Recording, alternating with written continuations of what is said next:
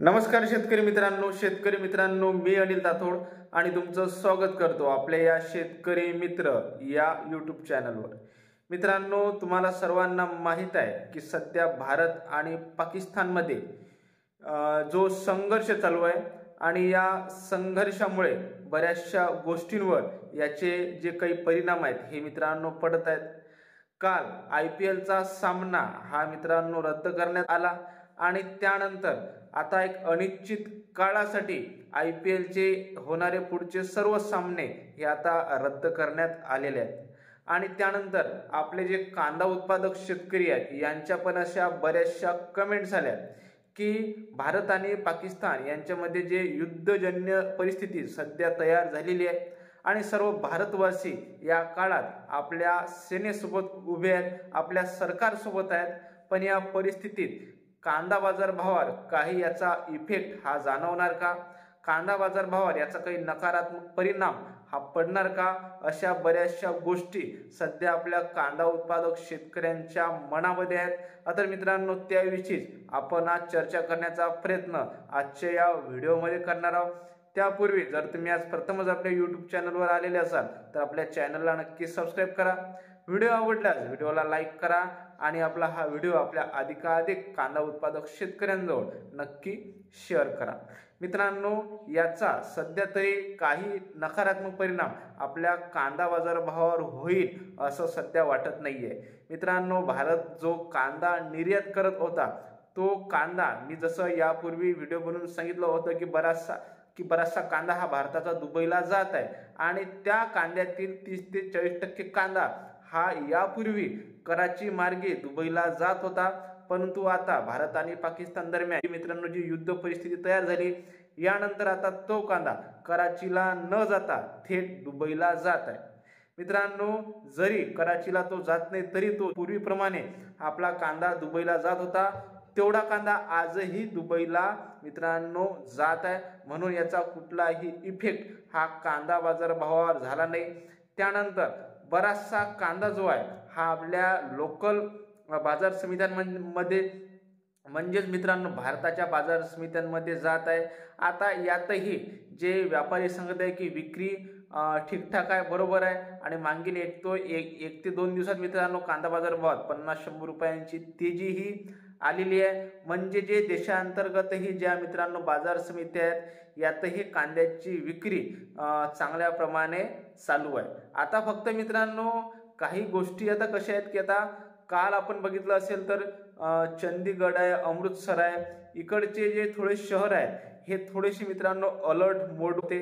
काल रात्रीमध्ये इकडची जे लाईन आहे हे पण मित्रांनो थोडी बंद करण्यात आली होती। आता जर याच्यापेक्षाही जर थोडंसं वेगळी परिस्थिती जर मित्रांनो उद्भवली तर मित्रांनो काही दिवसांसाठी किंवा मित्रांनो 1 ते 2 दिवसांसाठी जे काही मार्केट आहेत, बाजार समित्या आहेत ह्या सुद्धा बंद केल्या जाऊ शकतात। असं जर मित्रांनो झालं तर थोडंसं 1-2 दिवसासाठी जो कांद्याची विक्री आहे ही मित्रांनो स्थगित राहू शकते। मात्र मित्रांनो असं काही जास्त होईल अशी सध्या आशंकाही नाही आहे, कारण सर्व भारतवासियांना आपली जी भारताची आर्मी आहे हिच्यावर पूर्ण भरोसा आहे आणि आपल्या अंतर्गत कोणताच प्रॉब्लेम होईल, कोणत्याही गोष्टीत मित्रांनो असं होईल आपल्याला असं वाटत नाहीये। कारण आपली जी मित्रांनो सेना आहे ही मित्रांनो प्रबळ आहे आणि सरकार ही चांगल्या प्रकारे सध्या काम करत आहे।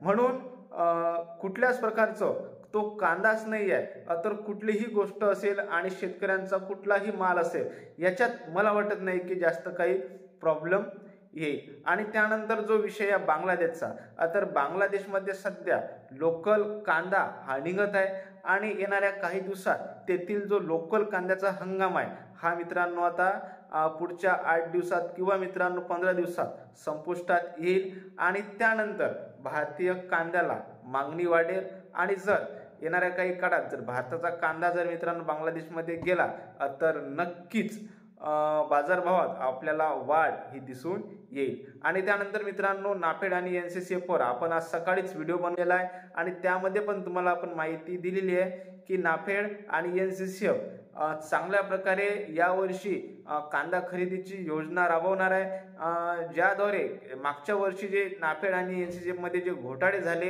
हे घोटाळे होऊ नये याविषयी मित्रांनो सर्व जो कार्यक्रम आहे या सर्व कार्यक्रमाचं नियोजन नाफेड आणि NCCF द्वारे आखले जात आहे आणि त्यामुळे नाफेड आणि NCCFच्या कांदा खरेदीस आपल्याला विलंब होताना दिसत आहे। आणि त्यानंतर मित्रांनो पाकिस्तानचा कांदा पण बऱ्याचशा देशांना हा निर्यात हा होत असतो आणि नक्कीच ज्या प्रकारे भारताने पाकिस्तानवर हल्ले केले आणि पाकिस्तानने जे भारतावर हल्ले केले ते तर भारताच्या एअर डिफेन्स सिस्टीमनं रोखले, परंतु आणि मित्रांनो जे भारताने पाकिस्तानवर हल्ले केले या हल्ल्यांना रोखण्यात पाकिस्तान पूर्णपणे अपयशी हे ठरले आणि त्यामुळे पाकिस्तानचे असे बरेचसे शहर आहेत ज्यामध्ये मित्रांनो लाहोर आहे, रावळपिंडी आहे आणि त्यासोबतच कराची आहे। या मित्रांनो या मुख्य शहरांना बरीचशी हानी पोचली।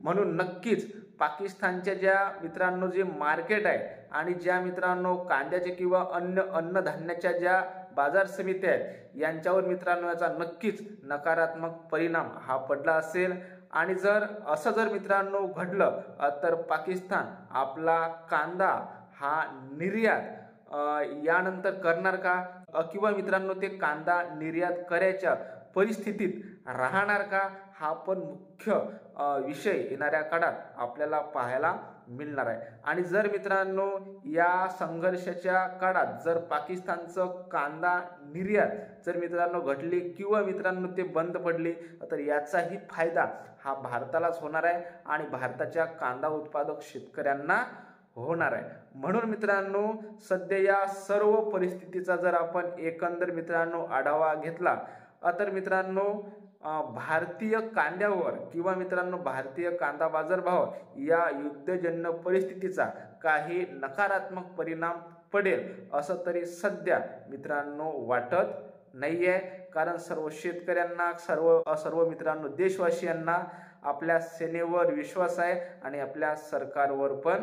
जसे मित्रांनो मी तुम्हाला पहिल्यांदा सांगितले की थोडंसं जे काम बिघडू शकते ते फक्त जर का थोडंसं जास्त वातावरण बिघडलं तर काही दिवस मित्रांनो जे सीमेलगतचे शहर आहेत या शहरात थोडंसं मार्केट ह्या बंद राहू शकतात, ज्याप्रमाणे मित्रांनो पंजाब मधील काही शहर आहेत, राजस्थान मधील काही शहर आहेत यामध्ये थोडंसं मग तो प्रॉब्लेम येऊ शकतो। बाकी भारतात मित्रांनो कुठल्याच प्रकारे कोणत्या बाजार समित्या बंद राहणार नाहीत आणि सर्व मित्रांनो ज्याप्रमाणे सध्या चालू आहे त्याप्रमाणे चालणार आहे आणि कांदा बाजारभावावर आणि मित्रांनो इतरत्र कुठल्याच अन्नधान्याच्या बाजारभावावर याचा परिणाम पडेल अशी सध्या मित्रांनो आपल्याला स्थिती दिसत नाहीये। मित्रांनो याविषयी तुमचं काय मत आहे हे आपल्याला कमेंट करून कळवा।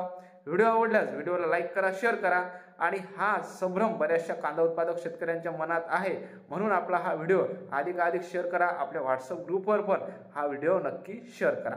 धन्यवाद।